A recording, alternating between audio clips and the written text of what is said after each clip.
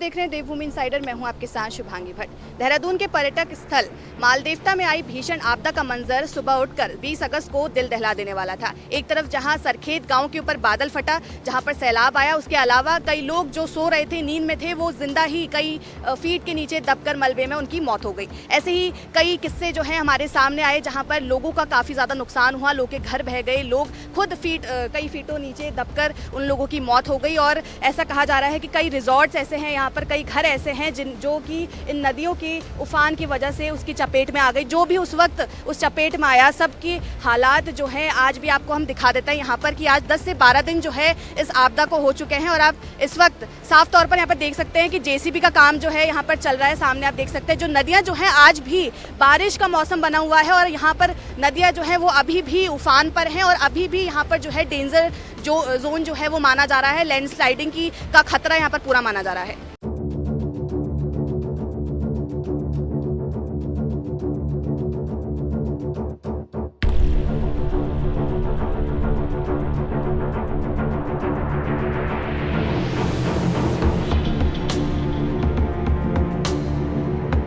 देखिए, मालदेवता में जो आपदा आई उसके मंजर के निशान जो हैं अभी भी यहाँ पर मौजूद हैं, जो हमें बता रहे हैं, जो दिखा रहे हैं कि यहाँ पर कितना खौफनाक वक्त उस वक्त रहा होगा। अगर यहाँ की नदी आपको दिखाई जाए तो ये उतनी ही उफान पर अभी है, उतनी ही तेज़ बहाव यहाँ पे जो है देखने को मिल रहा है, जिससे हम कह सकते हैं कि खतरा जो है अभी भी टला नहीं है। जेसीबी का काम यहाँ पर जारी है, मलबा हटाया जा रहा है और कोशिश की जा रही है कि रास्ते जो हैं वो खुल जाएँ। देखिए, अभी हमने आपको सब कुछ दिखाया कि किस तरीके का मंजर जो है आपदा के बाद यहाँ पर है। अभी इस वक्त हमारे साथ यहाँ के जो स्थानीय लोग हैं वो मौजूद हैं, उनसे बातचीत करेंगे और जानेंगे कि आखिर जिस दिन ये आपदा हुई, जिस दिन आप सुबह उठे, तो आपने क्या कुछ देखा, यहाँ पर क्या कुछ मंजर देखा? नदी देखी, नुकसान देखा, और तो कोई अच्छी बात तो कुछ देखी नहीं हमने। तो आपका कोई नुकसान हुआ हो? अरे क्यों नहीं हुआ, घर खाली पड़े हैं, कुछ बह गए, टूट गए, कीचड़ भरा हुआ है उनमें, जो जिसका बचा भी है, रहने लायक तो है नहीं। जब नदी हटा रहे और तब भी नहीं हटी, कितनी मशीन लगी लेकिन पानी नहीं हट रहा, फिर दोबारा हो गया। ये संपर्क क्षेत्र से भी गांव का जो है रास्ता कट गया है शायद, और तो सरकार की तरफ से मुआवजा कुछ आप लोगों की मदद की जा रही है? मुआवजा भी मिला है, पर तो घर ही है ना, अब उतने मुआवजा से क्या होता। कर रही है सरकार, व्यवस्था कर रही है, अब देखो क्या करते हैं, थोड़ा समय तो लगता ही है। आगे क्या मांग कर रहे हैं आप, कुछ मुआवजा सरकार से और चाह रहे हैं? अब जो विस्थापित का हो रहा है, अभी तो लोग जूनियर हाई स्कूल में ठहरे हैं, वहाँ खाना पीना सब चल रहा है, उसके बाद देखो क्या करते हैं सरकार। आप क्या कुछ कहना चाह रहे हैं? आपदा आई, यहाँ पर इतने घर बह गए, लोग मलबे के नीचे आके दब गए। बस हमारी उम्मीद यही है सरकार से, यही कि जो जितने लोगों के घर बहे हैं उनको घर मिल जाए, जगह मिल जाए, और स्थिति भी बन रही है, वैकल्पिक व्यवस्थाएं हो रही है। बाकी आगे देखते हैं क्या होता है, बाकी अब सरकार की करेगी, जो भी करेगी, हमने क्या करना है।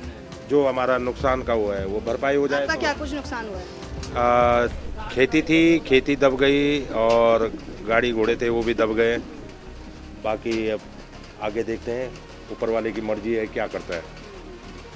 आप क्या कुछ कहना चाह रहे हैं? यहाँ के स्थानीय निवासी हैं, इतना मलबा आ गया, लोग के घर बह गए, लोग मलबे के नीचे आके दब के उनकी मौत हो गई, तो आपका क्या कुछ कहना है इसमें? आपका कितना नुकसान है?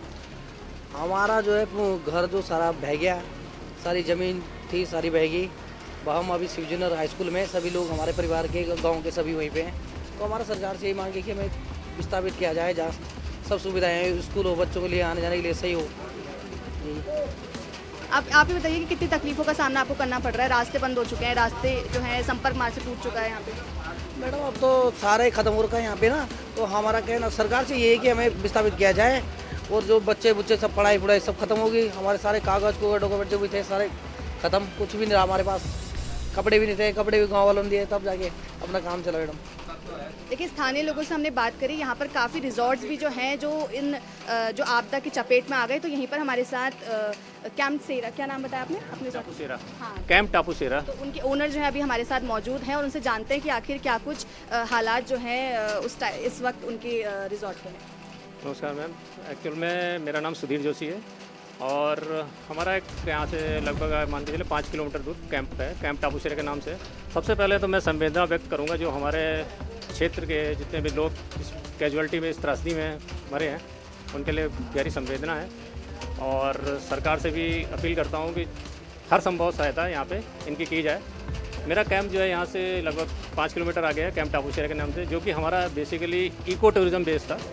और उसके लिए हमारे जो है उसमें हम बेसिकली यहाँ पे नगर देहरादून जो महानगर टीम है सहकार भारती की, उस पर हम लोग जुड़े हुए हैं। उनके मार्गदर्शन में ही ये कैंप टापूशेरा चला रहे थे, जिसमें कि हमारा इस समय ये मान के चलें कि लगभग 20 से 25 लोगों का रोज़गार का साधन था। प्लस वहाँ पे हमने 25 हट थी हमारी, 15 हट्स थी। बी कीपिंग पे था, मशरूम पे था, और मत्स्य पालन का एक हमारा पॉन्ड था। और इसके अलावा हमने जो वहाँ पे घराट और एक टरबाइन 2 किलोवाट का टरबाइन का भी बारिश के बाद हमारा इंस्टॉलेशन था, जिसकी मशीनें आ गई थी और लगने वाली थी।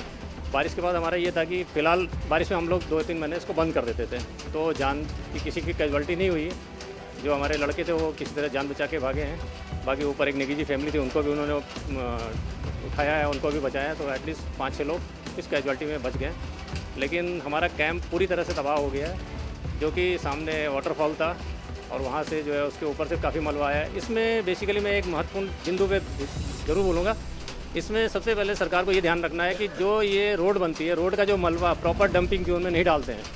ठेकेदार कॉन्ट्रैक्टर जो है, चाहे डिपार्टमेंट की मिली भगत हो या कुछ भी कह सकते हैं हम इसको प्रॉपर चैनलाइज करना चाहिए। देखना चाहिए कि जो डंपिंग जोन का है वो डंपिंग जोन में नहीं पड़ता है, वो कहीं ना कहीं इधर उधर जो है गदरे में डाल दिया, कहीं डाल दिया। उसके बाद जब ये इस तरह की बारिश होती है तो ये अपने साथ में बहुत नुकसान करती है। जितने भी नीचे लोग रहते हैं क्षेत्र, उनके सबके लिए बहुत नुकसानदायक है। तो हमारे वहाँ पे भी कटी चल ऊपर जगह है, वहाँ पे भी जो है रोड गई है, उन्होंने जो है इसको प्रॉपर डंपिंग जोन में डाल के वहाँ उन्होंने गदरे में डाल दिया, जैसा कि लोकल वहाँ के क्षेत्रवासी बता रहे हैं। तो वो भी प्लस बादल फटना तो चले नेचुरल क्लाइमेट की जो उसकी वजह से दिक्कत हुई है, वो एक अलग चीज़ है।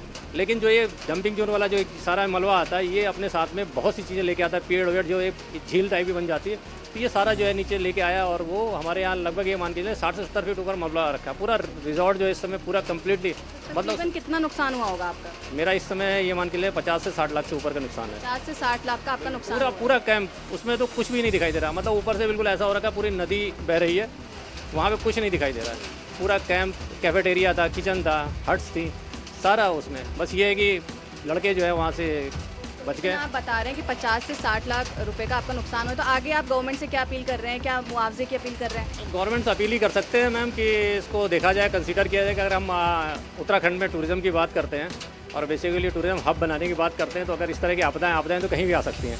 अगर आपदा इस क्षेत्र में आई है तो गवर्नमेंट को इसके आगे आके इसको देखना चाहिए कि इस तरह से जो आपदा आई हैं इसमें क्या हर संभव मदद की जा सकती है। पूरा नहीं हो सकता है कुछ भी, जो भी चीज़ें हैं उसको हम ताकि दोबारा एक बार स्टैंड करें यहाँ के लोगों के लिए, स्वरोजगार के लिए। और सर का मतलब जो हमारा जो एक कॉन्सेप्ट था उसमें लोगों के स्वरोजगार आने वाले थे, प्रत्यक्ष अप्रत्यक्ष रूप में इसमें मुझे लगता है 100 से अधिक लोग जुड़ने वाले थे। हमारा जैविक खेती के ऊपर भी एक इसमें प्रोग्राम था। इवन एग्रीकल्चर से हम बात कर रहे हैं, डिपार्टमेंट से बात कर रहे थे कि इसमें कुछ प्रोग्राम चला सकते हैं हम लोग। तो ये सारी चीज़ें थी जो इस समय पूरा एक तरह से देखा जाए तो पूरा ख़त्म हो गया हमारा ये। अब बाकी सरकार के ऊपर है कि सरकार क्या निर्णय लेती है। जैसे कि जैसे केदारनाथ आपदा के टाइम पे इसको एक त्रासदी के लेके और सेंट्रल गवर्नमेंट से इन्होंने पैसे लाए थे और वहाँ के लोगों को विस्थापित किया था, या उनके जो भी हर संभव उन्होंने मदद की। उसी तरह से ये भी एक आपदा है और ये भी इसको बेसिकली न्यूज़ चैनल वगैरह में ज़्यादा हाईलाइट नहीं किया गया, लेकिन ये बेसिकली बहुत इस जो बादल घाटी क्षेत्र है इसमें भयंकर त्रासदी हुई है। बहुत से लोग मरे हैं, बहुत से लोग लापता हैं। अब ये प्रॉपर आया नहीं है चैनलों में। देखिए, आप देख पा रहे हैं कि यहाँ के स्थानीय लोग जो हैं कितने ज़्यादा परेशान हैं।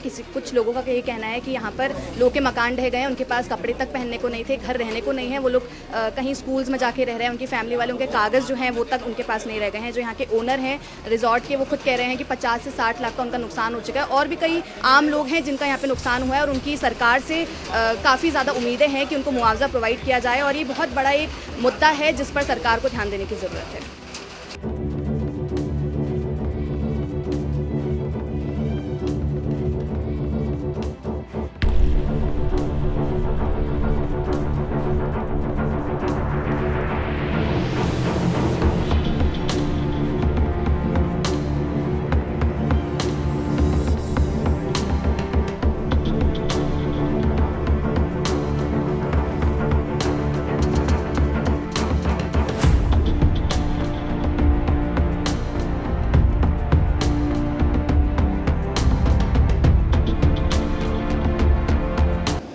देखिए, देवभूमि इनसाइडर की टीम आपको लगातार मालदेवता के जो है हालात दिखा रही है। आप मेरे ठीक पीछे देख सकते हैं कि जेसीबी से अभी यहाँ पे काम चालू है और लेकिन इसके की वजह से जो है आवाजाही में लोगों को दिक्कत हो रही है। यहाँ के जो स्थानीय लोग हैं उस पार भी और इस पार भी गाड़ियाँ जो है इकट्ठी हो चुकी हैं और लोगों को कई कई घंटे जो है यहाँ पे इंतजार करना पड़ रहा है, क्योंकि यहाँ पर रास्ता जो है वो जेसीबी के माध्यम से खोला जा रहा है। देखिए, अभी हमने आपको सरखेत गाँव के हालात दिखाए थे और वहीं से हमें पता लगा कि वहाँ के जो भी परिवार जिनके घर जो है इस आपदा में क्षतिग्रस्त हो गए, जो बह गए और जिनका कुछ भी नहीं बचा है, उनको यहाँ पर एक इंटर कॉलेज है, वहाँ पर उनको जगह दी गई है, वहाँ पर खाने की और रहने की जो है व्यवस्थाएं करी गई हैं। तो इनसे थोड़ी बहुत यहाँ के जो स्थानीय लोग हैं जो यहाँ पर मौजूद हैं और जिनका घर जो है आपदा में क्षतिग्रस्त हो गया, उन लोगों से थोड़ी बातचीत कर लेते हैं। तो आप ये बताइए कि कितने यहाँ पे कुल कितने परिवार होंगे? यहाँ पे 11 फैमिली है। 11 फैमिली वो हैं जिनके घर ही नहीं जिनका बचे? कुछ भी नहीं बचा है, घर जमीन कुछ भी नहीं है, सब बह गए? गाय भैंस सब बह गया। अच्छा, तो यहाँ पर रहने की व्यवस्थाएं आप लोग के लिए ठीक है? हाँ जी, रहने की व्यवस्था तो ठीक है, खाने की व्यवस्था भी ठीक है, पर लेकिन हमारी सरकार से एक ही मांग है कि वो कहीं ना कहीं हमें विस्थापित कर दें। आप क्या कहना चाहेंगे? बताइए क्या कहना चाहेंगे? अब कुछ कहने के लिए है क्या? अब सरकार से यही मांग कर रहे हैं कि आप लोग को, हमें कहीं छत मिल जाए बस जगह। तो आप लोग देख पा रहे हैं कि कितनी मजबूर यहाँ के लोग हैं जिनके घर जो हैं इस आपदा में क्षतिग्रस्त हो गए, बह गए, और उन लोगों की सरकार से एक ही मांग है कि उनको छत मिले आगे जाकर, जो भी वो यहाँ पर टिके हुए हैं कॉलेज में। तो इसके अलावा सरकार के द्वारा उनको और मुहिम जो है वो दी जाए।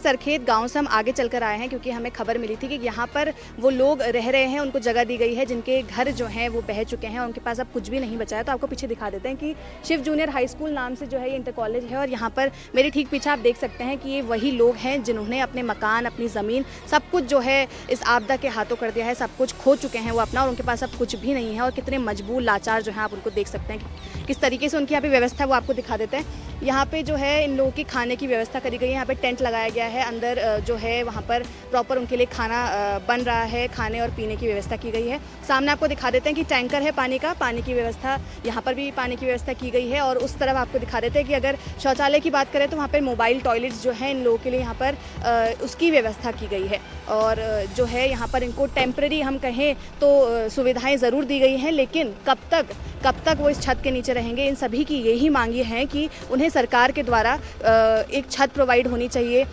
उनके लिए काम किया जाना चाहिए, उन्हें मुआवजा मिलना चाहिए, क्योंकि उनके पास ना उनके डॉक्यूमेंट्स बचे हैं, ना कागज़ बचे हैं, ना घर बचा है, ना गाय भैंस, ना कोई रोज़गार। तो अब हम सरकार से यही उम्मीद करते हैं कि वो इन सभी की मांगों को पूरा करेंगे। कैमरामैन आकाश श्रीवास्तव के साथ मैं शुभांगी भट्ट, देवभूमि इनसाइडर। आज ही डाउनलोड करें देवभूमि इनसाइडर ऐप।